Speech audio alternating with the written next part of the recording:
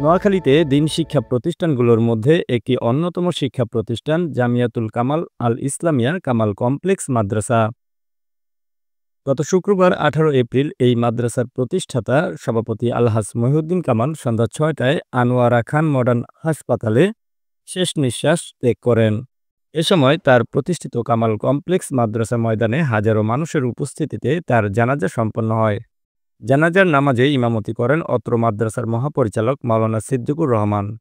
জানা যায় মরহুম মহিউদ্দিন কামাল ২০১১ সালে তার বাবা মরহুম হাজী আব্দুল গফুরের স্মৃতি হিসাবে এই মাদ্রাসাটি প্রতিষ্ঠা করেন।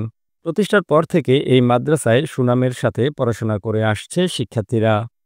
তার জানাজায় উপস্থিত ছিলেন নোয়াখালী জেলা বিএনপির আহ্বায়ক আলাউদ্দিন আলো, নোয়াখালী জেলা বিএনপির সদস্য সচিব সাবেক মেয়র আলহাজ হারুনা রশিদ আজাদ, চট্টগ্রাম কোতোয়ালী থানার এডিসি কামরুল হাসান, মরহুম কামাল উদ্দিনের বড় ছেলে হুমায়ুন কবির জেবিন, ছোট ছেলে জুবায়ের কবির সহ আরও উপস্থিত ছিলেন নুরুল ইসলাম বসুনিয়া, দুলাল মিয়া, বাহার মিয়া সহ প্রমুখ।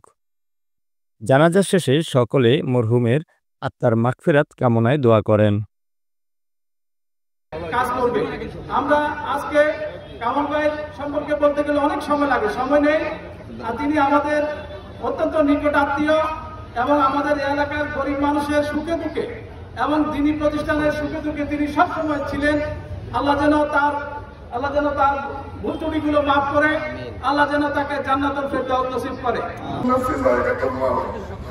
আমার বাবার এই রেখে যাওয়া মানবীয় ফুলের বাগান আপনাদের সবার সহযোগিতা করে গেছেন এবং আমার বাবা এই ফুলের বাগান যাতে আমি এবং আমার ছোট ভাই এবং এলাকাবাসী সবার সহযোগিতা নিয়ে ভবিষ্যতে যদি চালিয়ে যেতে পারি এবং আরো বড় করতে পারি সেভাবে আপনারা সবাই দোয়া করবেন, সাহায্য করবেন এবং আমার বাবার কথাবার্তায় যদি কোনো কেউ কষ্ট পেয়ে থাকেন তো আমার বাবাকে দয়া করে ক্ষমা করে দিবেন।